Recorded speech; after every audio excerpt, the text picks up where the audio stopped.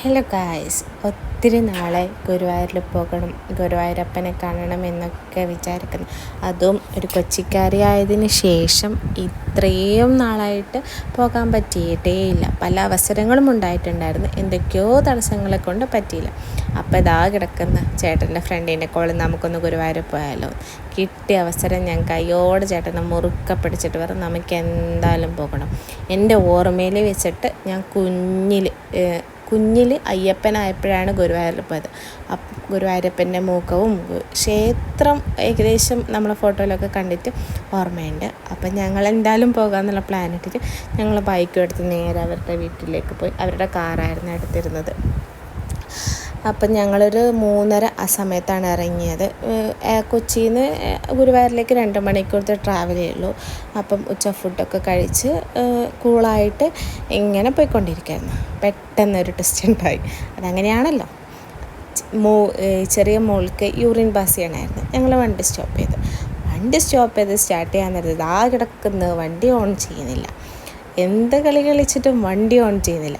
ആദ്യം ഒന്ന് പറയുന്നു, അയ്യോ ഇന്ന് പോലും നടക്കില്ല, ഇനിയും ഈ തടസ്സങ്ങളാണോ, ഇനിയും ഗുരുവായൂരപ്പനെ കാണാൻ പറ്റില്ലേ എന്നൊന്ന് ആദ്യം പേടിച്ച്. ഏതൊരു മലയാളിനെ പോലും ചേട്ടന്മാരിറങ്ങുന്നു, ബോണറ്റ് പൊക്കുന്നു, അവിടെ തൊടുന്നു, ഇവിടെ തൊടുന്നു, എവിടെ വണ്ടി ഉണ്ടോ ശരിയാവുന്നു.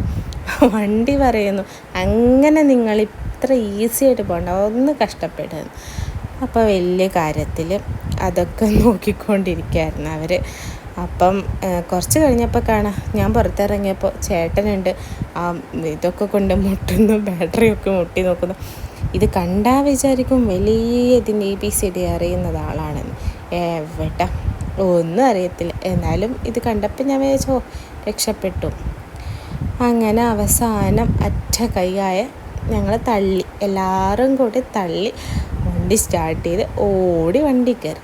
അങ്ങനെ ഞങ്ങൾ ഒരു 2 മണിക്കൂറത്തെ ട്രാവലിന് ശേഷം ഗുരുവായൂരെത്തി. അപ്പോഴുണ്ട് അനൗൺസ്മെൻറ്റ് ചെയ്യുന്ന പുണ്യാഹം നടന്നുകൊണ്ട് നിൽക്കുകയാണ്, അതുകൊണ്ട് എന്തായാലും ലേറ്റ് ആകുന്നില്ല. അപ്പോൾ ഞങ്ങൾ വിചാരിച്ചു മക്കളൊക്കെ ഉള്ളതല്ലേ, ഭക്ഷണമൊക്കെ കഴിച്ച് സ്നാക്സൊക്കെ കഴിച്ച് അവരെ ഹാപ്പി ആക്കിയിട്ടിരിക്കുക, കാരണം ഒത്തിരി നേരം ക്യൂവിലൊക്കെ നിൽക്കണ്ടല്ലേ. അങ്ങനെ ഞങ്ങൾ ഭക്ഷണമൊക്കെ വാങ്ങിച്ച് കൊടുത്തതിന് ശേഷം ഞങ്ങൾ നേരെ ഗുരുവായൂരിലേക്ക് എൻ്റർ. അപ്പോൾ പുറത്ത് കാണാൻ നല്ല മുല്ലപ്പൂവൊക്കെ വീട്ട് ചേട്ടന്മാർ അടിപൊളിയായിരുന്നു. അപ്പോൾ ഞങ്ങളുടെ കുഞ്ഞാപ്പൂ, ഇതാണ് ഞങ്ങളുടെ കുഞ്ഞാപ്പൂ. കുഞ്ഞാപ്പൂവിന് മുല്ലപ്പൂവൊക്കെ വെച്ച് കൊടുത്ത് പതി ഇങ്ങനെ സ്റ്റാർട്ട് ചെയ്ത്. ധ്രുവന് പിന്നെ ആൺകുട്ടി ആയതുകൊണ്ട് അതിൻ്റെ ആവശ്യമൊന്നുമില്ലല്ലോ. അപ്പം ഞങ്ങളതിങ്ങനെ അതിൻ്റെ സൈഡിൽ ഒത്തിരി കടകളുണ്ട്. കുഞ്ഞികൃഷ്ണനും കുഞ്ഞി വിളക്കും ഒത്തിരി കാണാൻ നല്ല ഭംഗിയുണ്ട്. പക്ഷേങ്കിൽ ഞങ്ങൾക്ക് ടൈം ഉണ്ടായിരുന്നില്ല. ഞങ്ങൾ ഓൾറെഡി ലേറ്റായിട്ടാണല്ലോ എത്തിയത്. അപ്പോൾ ഞങ്ങളിങ്ങനെ ക്ലോക്ക് റൂമിലെ ബാഗും ഫോണും ഒന്നും അലൗഡ് അല്ല അവിടെ. അതൊക്കെ പുറത്തൊക്കെ വെച്ച് ക്ലോക്ക് റൂമിൽ വെച്ച് ഞങ്ങൾ ഉള്ളിൽ എൻട്രി കയറിയിട്ട് അടിപൊളിയായിട്ട് ഞങ്ങൾക്ക് ദർശനം കിട്ടി. ഒരിക്കലെങ്കിലും അവിടെ എന്തായാലും പോകണം. ഞങ്ങൾ പോയ ടൈമിൽ എന്ന് വെച്ച് കഴിഞ്ഞാൽ ശീവേലി നടക്കുന്നൊരു സമയമായിരുന്നു.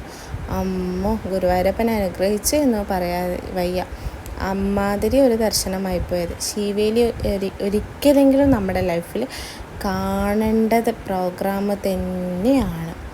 അപ്പോൾ ശീവേലിയൊക്കെ കണ്ട് തൊഴുത്ത് മാക്സിമം ഗുരുവായൂരപ്പൻ്റെ കൂടെ എല്ലാവരുടെയും പ്രാർത്ഥനയും നമ്മുടെ പ്രാർത്ഥനയൊക്കെ കണ്ട് ദർശനമൊക്കെ ചെയ്ത് പുറത്തിറങ്ങിയപ്പോൾ തന്നെ ഓൾമോസ്റ്റ് എല്ലാവരും ഭയങ്കരമായിട്ട് ടയർഡായിട്ട് നിന്ന്.